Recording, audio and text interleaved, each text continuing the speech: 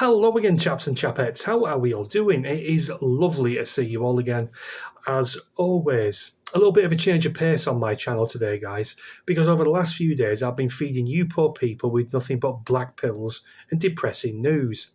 About the boat people, for example. Little girls being murdered by their own families. Daughters being impregnated by their perverted fathers. That kind of a thing. So I thought, seeing as how it's a Sunday night and Sunday's about rest and relaxation to some people, I'd drop you all a white pill just for a bit of a change and make a video that's not going to that doesn't want to make you jump off a roof as soon as you've finished watching it. Now, what we're going to talk about today, guys, is the one or two places dotted around this country that are still worthy of being proud of and still worthy of visitation. Not just from people like you and me and people in this country, international tourists who want to come and visit our once green and pleasant land. Because believe it or not, these places are still available and do still exist for now. There's one such example that I saw in the Daily Express today. I spotted it earlier this afternoon and I just knew I had to make a video and talk to you guys about it. It's a small village in the Cotswolds that has been voted one of the world's most beautiful. It reads as follows. The Cotswolds are a famous and much-loved part of the UK, with international travellers often heading to the area to see quintessential English countryside. You know, them sort of views that are being eroded with each passing year in this country. Green fields with sheep and cows in them, that kind of a thing. Nice and quiet and peaceful and serene, picturesque scenes and views, that kind of a thing. Like I said, they do still exist, but they are disappearing as time goes on, sadly. One particular spot is Bibbury, a small village in Gloucestershire that has caught the attention of Brits and tourists alike. Home to a famous row of houses, Arlington Row, Bibbury is a postcard picturesque place to visit. It is home to just over 700 people, and artist William Morris previously hailed it as the most beautiful village in England. The picturesque cottages were built in 1380 as a mosaic wool store, which was then converted into a row of weavers' cottages in the 17th century.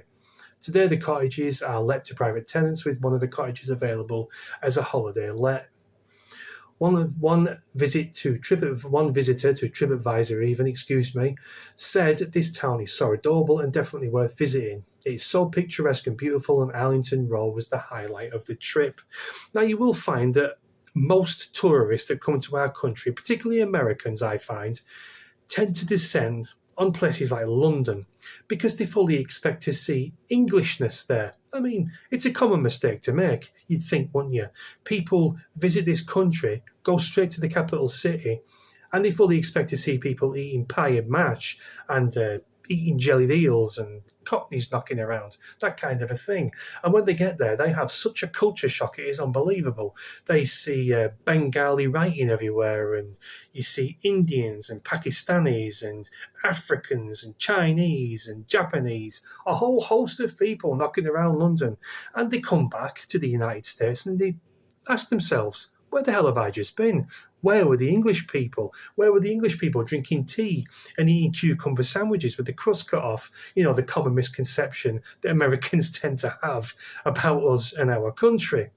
But like I say, you do still get these little places tucked away, nooks and crannies, with beautiful green fields, stone walls, quiet roads, very small villages that have a population of a couple of hundred people, with like one country pub who does like an awesome carvery and a proper pint of like real ale, something like that, you know, the typical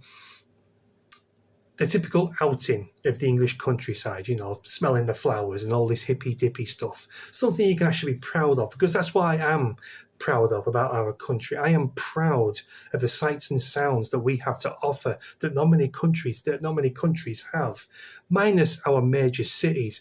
Our major cities are an absolute eyesore. You couldn't pay me to visit one of our major cities, to be honest with you. When you see architecture within these small villages, like these stone cottages that have been there for centuries upon centuries, and they are still standing and they still look beautiful as they did that they were first erected. When you go to London, you don't see any of that. You see these horrible, tall, grey, dismal, depressing looking buildings that make the place look like the fucking Soviet Union. It's completely gone. Major cities, there's no coming back to major cities. You don't get architecture that we used to get centuries ago. Take Westminster Abbey, for example, another beautiful building in the centre of London. I mean, God, it doesn't deserve to be there. It should be helicoptered out to another place in the country, if you ask me. The architecture of that building, inside and out, you will never find anybody in this day and age or someone in the future who could possibly build that. All new churches or mosques that are built, they're all, like I say, dark, grey, depressing, very Soviet Union.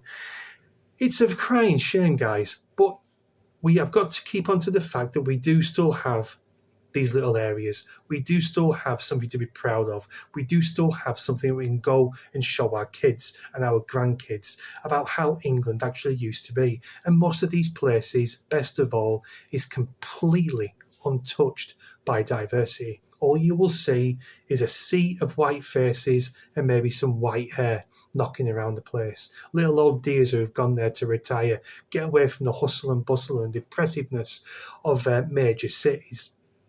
I just wanted to bring this to your attention, guys. I live in one, I live in a place like that. Very small village. There's one black family and two Chinese families in my entire area.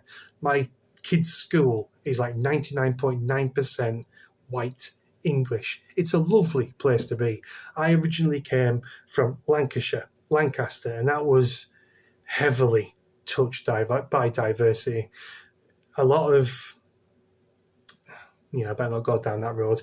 There's not many white faces in my hometown anymore. So when I moved here, it was like a breath of fresh air. The green fields, the peaceful, nice and quiet. Well, minus my neighbours, that is. So yeah, they are still around. I'm sorry to drone on, guys. They are still around, these little nooks and crannies, and it seems like tourists are starting to find them. And I'm glad they are.